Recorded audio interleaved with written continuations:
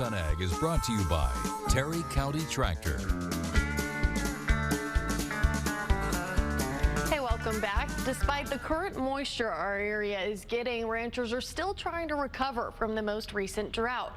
The United States Department of Agriculture is reporting the nation's smallest cattle herd size in at least 25 years. KCBD News Channel 11's Patricia Perry joins us now with why one rancher thinks it'll take a few more years for that to change and how that could affect what you pay for beef. Patricia?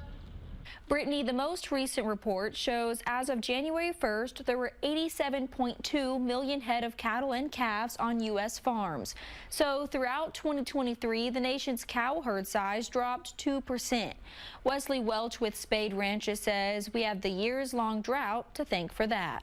Going back to 2019, we've just been in an abnormally dry, hot period.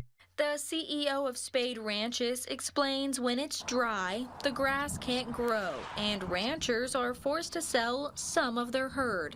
So our culling rate has been, anywhere from that 10 to 15 to 20%, depending on the year, depending on how the cattle breed up and things like that. Even though most of the South Plains is out of that drought with more moisture falling, it doesn't happen overnight. Welch says it takes time for the grass to grow and to rebuild the herd. And with high interest rates, producers can't buy cattle as easy. Welch tells us to make that big purchase, ranchers borrow money, which has been harder. Instead of them going into the feedlot, they come back to our ranch, but at 8.5% interest, you can't make that work.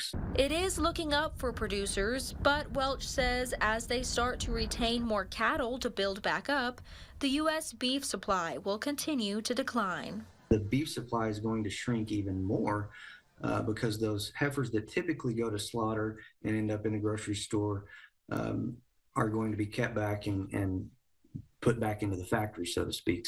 Meaning your grocery bill won't be cheaper. It's going to hurt a little more for consumers until we'll see that light at the end of the tunnel.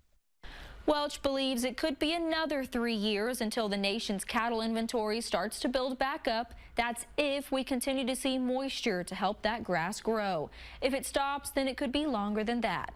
That's all for this week's Focus on Ag. I'm Patricia Perry.